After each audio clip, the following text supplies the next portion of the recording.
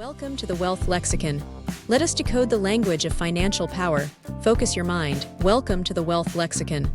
We start with the most critical concept, assets. If you want to be rich, you don't need a high salary, you need assets. In standard accounting, an asset is anything of value that you own. However, in the rich dad philosophy, the definition is stricter. An asset is something that puts money in your pocket. Let's look at a scenario. You buy a car for $50,000. You think it is an asset, but does it pay you? No, it costs you gas, insurance, and repairs. Therefore, it is a liability. Now, imagine you buy a rental apartment. Every month after paying expenses, it pays you $500 in profit. That is a true asset. Your goal is simple. Stop collecting stuff and start collecting assets. Now we must confront the enemy, liabilities. A liability is simply something that takes money out of your pocket. The middle class stays poor because they buy liabilities that they think are assets. The biggest example is your house. You might say, but my house is an investment. Is it? You pay a mortgage, you pay property tax, you pay insurance. Unless you are renting it out, money is flowing out of your pocket every month. That makes it a liability. To become wealthy, you must keep your liabilities low so that you have more money left over to buy true assets. How do you measure if you are winning the money game? You calculate your net worth. Net worth is the true measure of wealth, not your salary. You could earn $1 million a year, but if you spend $1 million a year, your net worth is zero. The formula is total assets minus total liabilities equals net worth. Imagine you own a house worth $500,000, but you owe the bank $400,000. Your actual equity is only $100,000. Your goal every month should be to increase this number. Do not focus on income, focus on net worth. Net worth makes you look rich on paper, but cash flow keeps you alive. Cash flow is the movement of money in and out of your accounts. Positive cash flow means more money is coming in than going out. This is financial peace. Negative cash flow means you are bleeding money. Many profitable businesses go bankrupt because of poor cash flow. Unlike a salary which is taxed heavily, cash flow from assets often has tax advantages and comes in, whether you work or sleep. Revenue is vanity, profit is sanity, but cash is king. Every decision has a price. In finance, this is called opportunity cost. It is not just about what you spend, but what you lose by not investing elsewhere. If you spend $1,000 on a new phone, the cost isn't just $1,000. The cost is the $10,000 that money could have grown into if you had invested it in the S&P 500 for 20 years. Poor people calculate the price tag. Rich people calculate the opportunity cost. Before you spend, ask yourself, what is the future value of this money I am about to lose? Give me a lever long enough, and I shall move the world. Financial leverage means using other people's money, oppum, and other people's time, opt, to multiply your own output. You cannot get rich by trading your own time for money because your time is limited. You must use leverage. Real estate investors use debt to buy properties. Business owners use employees to scale operations. Leverage amplifies results. It makes the good times great, but be warned. It makes the bad times dangerous. Handle with care. Arbitrage is the oldest profit mechanism in history. Buy low in one market, sell high in another. Today, digital arbitrage creates millionaires.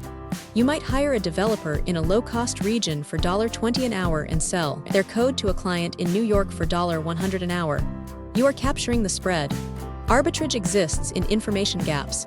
Find where value is underestimated and transfer it to where it is appreciated. You do not always need to create value. Sometimes you just need to move it. Cash is oxygen to a business. Liquidity is the ability to access your wealth instantly. You can be a billionaire on paper, owning massive real estate projects, but if you cannot sell them quickly to pay a debt, you are bankrupt. This is called being asset rich, cash poor. Smart investors always maintain a liquidity buffer. It allows you to survive market crashes when others are forced to sell, and it gives you the power to buy up assets at a discount when crisis hits. The wise general prepares for defeat before the battle begins. Hedging is not pessimism, it is insurance against chaos. In investing, you hedge by holding assets that move in opposite directions. If stocks crash, maybe gold goes up. If the dollar weakens, maybe Bitcoin strengthens. Never bet the farm on a single outcome without a safety net. The goal of the wealthy is not just to make money, but to keep it. Hedge your downside and the upside will take care of itself. The only thing that gives me pleasure is to see my dividends coming in. This was said by John D. Rockefeller. True wealth is income that arrives while you sleep. Dividends are a share of a company's profit paid directly to you, the shareholder. Unlike selling a stock for a one-time gain, dividends provide a recurring stream of cash. It is the closest thing to a money tree. Stop chasing price appreciation and start chasing cash flow. Price is what you pay, value is what you get. Market capitalization, or market cap, is the public's opinion of a company's total worth today. It is calculated by multiplying the stock price by the total number of shares. However, do not confuse market cap with intrinsic value. A company can have a high market cap based on hype and zero profits. As an intelligent investor, you must learn to separate the noise of the market price from the true value of the business. Inflation is the silent thief. It is a tax on savings that requires no legislation. If your money is sitting in a bank earning 1% interest, while inflation is at 5%, you are losing purchasing power every single day. You are effectively paying the bank to hold your money. You cannot save your way to wealth in a fiat currency system. You must invest in assets, like real estate, commodities, or equities, that rise faster than the printing of money. In business, look for economic castles protected by unbreachable moats. A moat is a competitive advantage that protects your profits from competitors. It could be a strong brand like Apple, a network effect like Facebook, or high switching costs. Without a moat, your success is temporary. Competitors will come and steal your margins. When analyzing a business to invest in, ask yourself, how wide and deep is the moat around this castle? Water is essential for life but cheap. Diamonds are useless but expensive. Why? Scarcity. Value is driven by supply and demand. To increase your own financial value, you must become scarce. Do not be a commodity that can be easily replaced. Develop a rare combination of skills. If you are one of a million, you compete on price. If you are one of a kind, you set the price. Do not be better, be different. Look for bets where the downside is limited, but the upside is infinite. This is asymmetric risk. Most people do the opposite.